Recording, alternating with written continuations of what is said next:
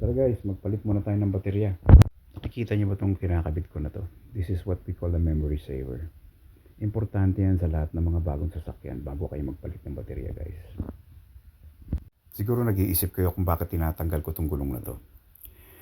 Yung baterya, located dyan sa tinatanggal ko na yan na wheel wall.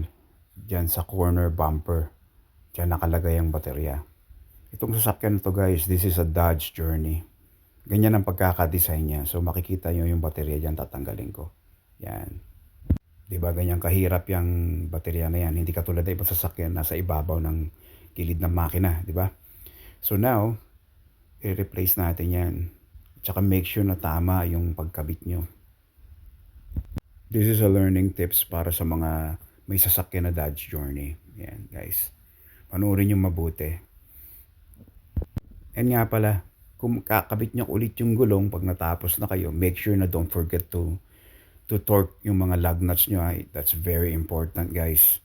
So while at it, kung nandiyan na rin lang kayo, tignan nyo na rin yung brake rotors nyo tsaka yung brake pads nyo. Kung manipis na ba o makapal pa, yan ang the best way kung titignan nyo. Ganun din lang magkakabit kayo at magre-replace kayo ng baterya. Akala nyo lang madali pero mahirap yan guys. Mabusisi masyado.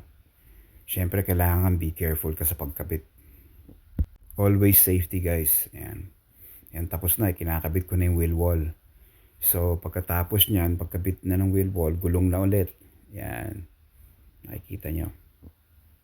Pagkatapos niyan, mga guys, ito-torque ko na. Yan. Make sure you got the right torque specification ng gulong din. Yan. Sa torque chart or sa i-google nyo, ganun. Yan. Tapos nito, i-switch off na natin yung memory saver. Then hugutin na natin sa OBD port. Yan mga guys. Kita nyo dyan. Ngayon sa mga walang memory saver na ganito, make sure na yung baterya nyo guys, tanggalin nyo ng proper way. Pagtanggal, negative muna, then positive. Sa pagkabit, positive muna, then negative. Yan guys. Yan, okay na siya. Thank you for watching.